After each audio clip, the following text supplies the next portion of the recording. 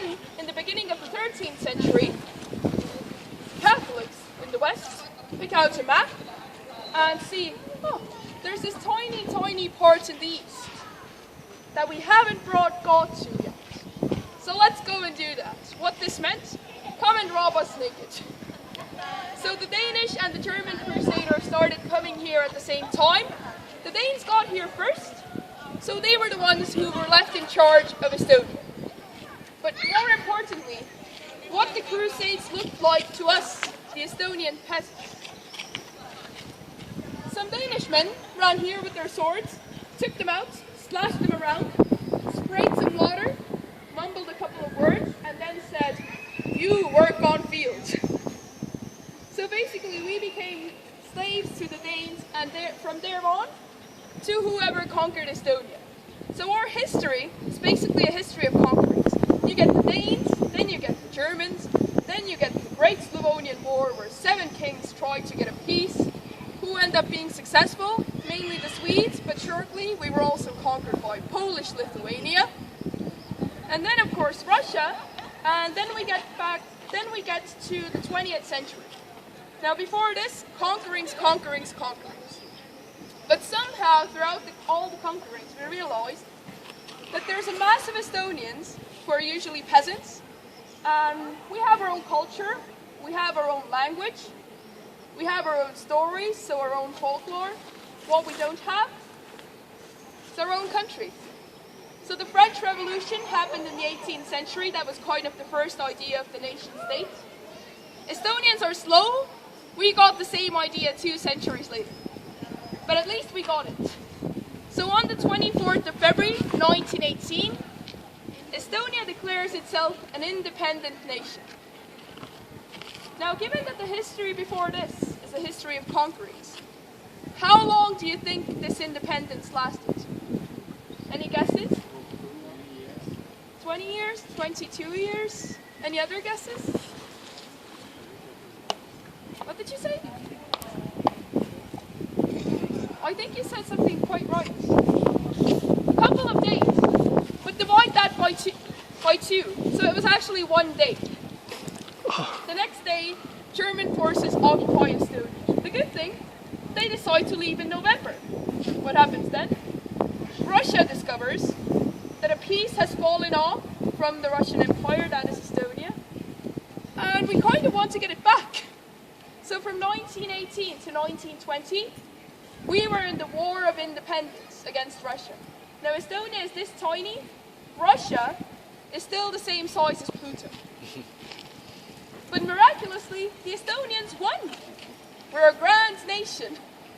So that's something we're still really proud of. In reality, the Russians were just fighting us like this because they had internal problems and the First World War was still going on, so they didn't really care too much. But we think that we conquered the Great Bear. And from there on, yes, we did have about 20 years of independence until the Second World War. We declared ourselves neutral in 1939. Again, how do you think that worked out for us? Not very well. So 1940, we entered the Mutual Assistance Pact with the Soviet Union, which meant that in formality we were occupied. 1941 to 44 were part of Hitler's Germany. And 1944, the month of March, the Soviets liberated us from German rule. This liberation lasted for almost 50 years, so well done. When we regained our independence on the 20th of August, 1991, at first things got worse in the country than they were in the Soviet times, but right now we like to think that we built things up quite well. So we have 1.3 million people. That's not too much considering that the Netherlands, their territory is the same size. They have 16 million.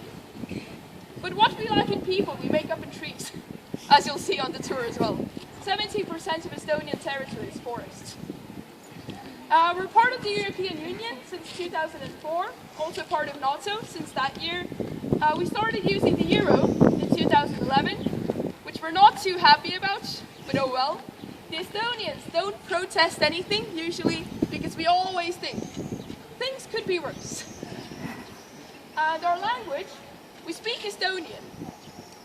Since our biggest minority is Russian, about 28% in the country,